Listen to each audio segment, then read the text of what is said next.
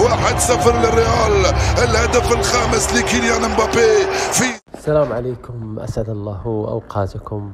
مرحبا إخواني أينما كنتم، إليكم ملخص مباراة ريال مدريد وبرشلونة.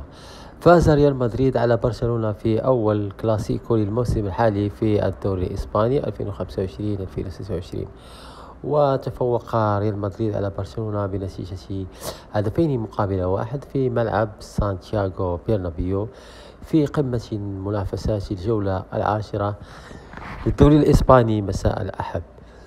وبهذا الفوز عزز الفريق الملكي صدارة الترتيب، موسعا الفارق مع برشلونة إلى 5 نقاط. كان ريال مدريد الطرف الأفضل في المباراة بكل صراحة، وتمكن من افتتاح التسجيل بالدقيقة 22 عن طريق كيليان مبابي من انفراد تم بعد تمريرة سحرية من جود بيلينغهام. ثم أدرك برشلونة التعادل بالدقيقة 38 عن طريق فيرمان لوبيز بعد تمريرة رائعة من راشفورد مستغلا خطأ أردا جولر لاعب ريال مدريد. وقبل نهاية الشوط الأول عاد ريال مدريد مسرعا ليتقدم في النتيجة مجددا بهدف ثاني عبر جود بيلينغهام بعد تمريرة رأسية من إيدير.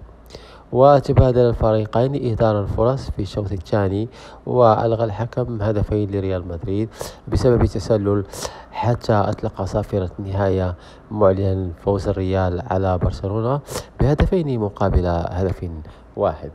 إخواني، وصلنا إلى نهاية الفيديو. لا تنسوا الاشتراك في القناة يصلك كل جديد. دمتم في رعاية الله وحفظه. السلام عليكم ورحمة الله تعالى وبركاته.